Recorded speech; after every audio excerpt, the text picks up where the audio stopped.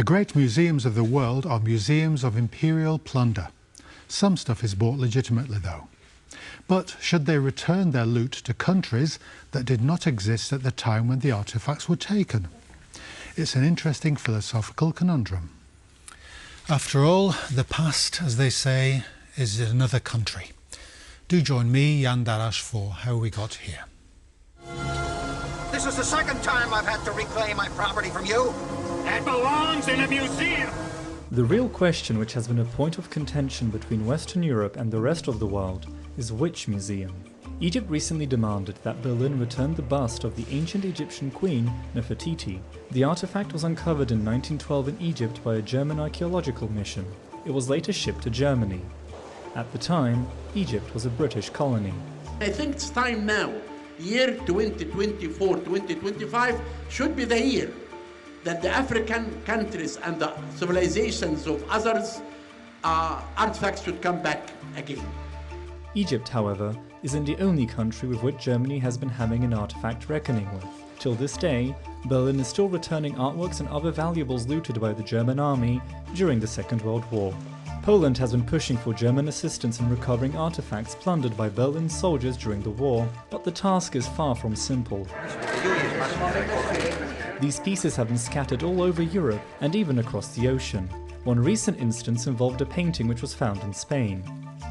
The issue in Poland's case goes even further back, as the country had lost countless precious works of art all the way back during the Swedish deluge of the 17th century. It was one of the most destructive conflicts to affect Poland, and the losses are comparable to those suffered during the Second World War.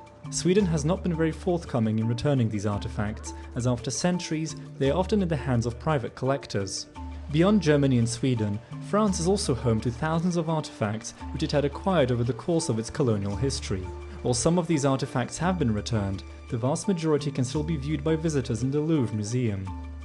But perhaps the most well-known location of many a precious artifact is this place, the British Museum.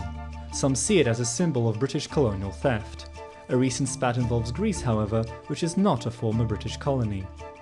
In the 19th century, a British ambassador was permitted to remove antique sculptures from the Parthenon by Athens' then Ottoman authorities. They are currently on display in the British Museum.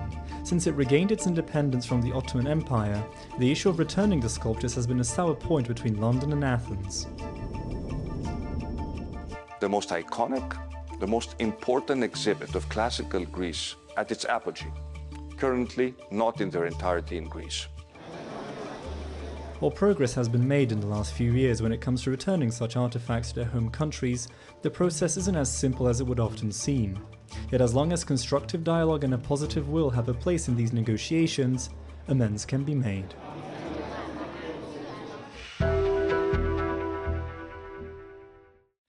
Our guest today is Dr. Justyna Napiórkowska, an art historian and political scientist. Welcome to the programme.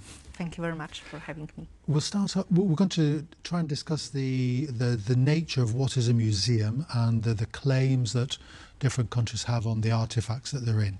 But we'll start off with the recent claim by modern Egypt on the Nefertiti bust in Berlin.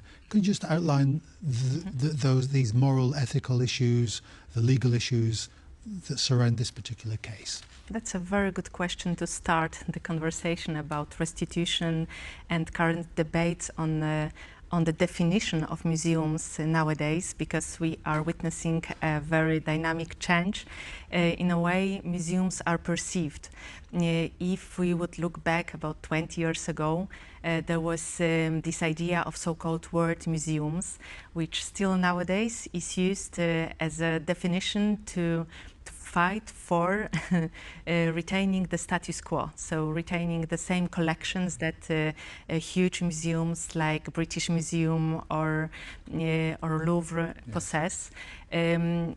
Nowadays, however, we are also looking more deeply into the provenance issues of the artworks which are included in the museum's collections, and there is an ethical question which emerges and which somehow questions this status quo that we've been used to.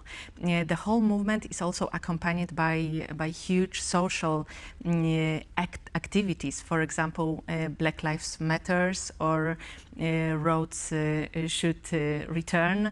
So the questions of the whole colonial past and how it led to inequalities which are still currently present in the way collections are displayed in museums. So the debate concerns not only what is included in different collections of the museums, but also how it is displayed, what is the narrative around it. And of course we have several star issues or star questions which return which are present in public debate. For example, the case of Nefertiti, which was found by a German archaeologist about 100 years ago. And was this actually found, taken, stolen, bought? How did these events travel to a museum? In this case, there was a kind of cooperation, and it was abiding to the rules of the time, which makes the nowadays questions more complex.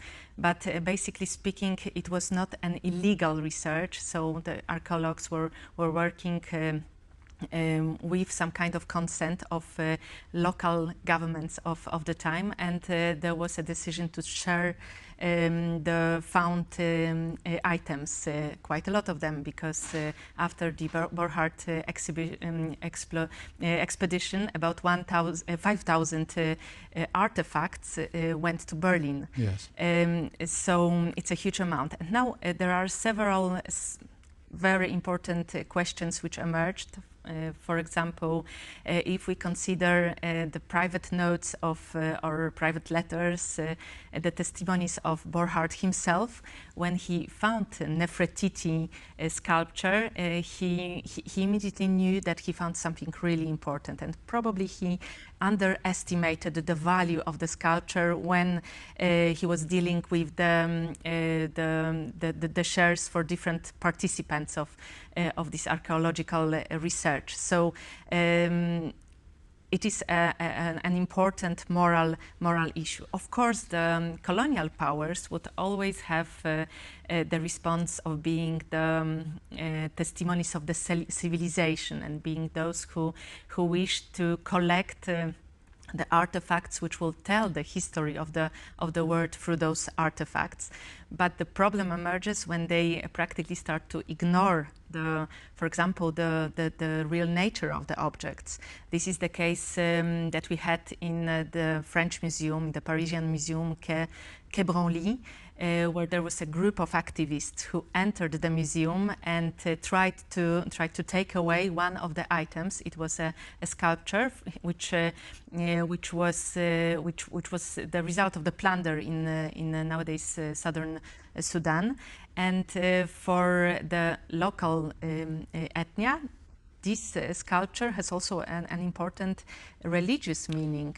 And it was a meaning which was totally ignored in the way it was displayed in the Quai Branly. Yes, if I remember rightly, there's a museum in Oxford, I think, which displayed masks from West Africa, and these were only supposed to be seen by men, not women, and so this was also delicate issues in how we deal with. Yes, how do we?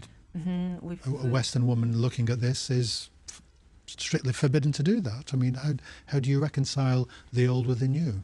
Yes, it is impossible to talk about word museum, which would somehow divide the knowledge or limit the access to the knowledge. So it makes the overall situation is very complex.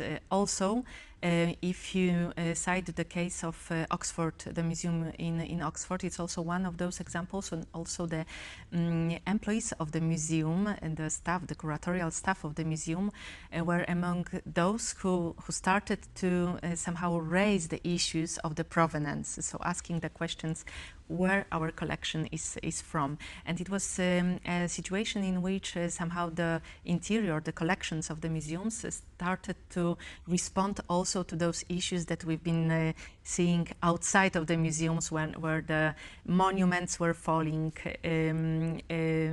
by the anger of the crowd, where there were for instance, not telling the whole story about people who, for some of us, are heroes, and for some others are criminals. So this is all about knowledge, in my opinion. It's all about the context, isn't it, of the historical context of the time. That's it, but this is also a huge call to historians. I suppose that those issues should be solved by historians who should be open to debate, to discussion, to exchange. There is, for instance, also this famous case of the Africa Museum in Brussels, in the suburbs of Brussels, which recently went through huge renovations, and we all know that it was also a museum which was displaying the badly famous word human zoos at the occasion of world exhibitions. And this is also the element of the past, quite recent past, because we are talking about 1950s, which should be dealt with in an openness, in my opinion. We just need to open the debate and let the historians speak, so that the history becomes a space for reconciliation. Because sometimes the restitution or repatriation of the artifacts is not the best or the only solution. We need to consider that nowadays, of course, museums are some kind of hubs for different social activities, and they are attracting a lot of people. For example, Nefertiti brings about 1 million people to Berlin. Well, that's right. I mean, it's a priceless object. Thousands and thousands of other priceless objects that languish in museums. Is it not the case that if they are repatriated to a modern country which didn't exist at the time that these artifacts were taken, they're going to get sold, stolen in turn? Yes, it's going to find their way into a private collection somewhere. Of course, that's the biggest problem that we have. It's about institutions which would be solid enough to guarantee that the object will be efficiently presented to the benefit of the nations, and not to the few ones who would take and appropriate, get them for their own use. So this is also solved in many cases by, for example, construction or opening of new museums. But there is also another context that needs more debate, in my opinion. That's a kind of double life of objects nowadays, because of course we have the material side of the object, but there is also the whole virtual entity that we need to talk about, and somehow those virtual digital objects become also important assets, and it's also already taken into account in the negotiation processes between museums which consider restitution. What will happen, for example, with all the research? What will be the ownership of this research and the digital data, which is nowadays the asset of its own? Are you in effect making the case that museums like the British Museum, the Louvre, or the great museums of the world should be left as they are, rather than give back their... Museums are spaces where we should somehow negotiate the mutual understanding among different cultures. And if we today would like to retain the title of world museums, they should really be the spaces open to different visions, perspectives, ideas. It's not the question to find the space of a total consent, and there will be disagreements, but this is the question of the debate, and museums should understand their roles as spaces for debate, for criticism also, because this will enable more openness and more knowledge about history, about the complexities of the history. How far can we go back into history? Modern Egyptians are a Muslim country, a country that's gone through great changes over its history, is reaching out to an Egypt that was thousands of years old, saying, "This is ours," because we can communicate with this country somehow that's thousands of years old. Is that something that we can't? Is that too far to go back to claim something that is ours?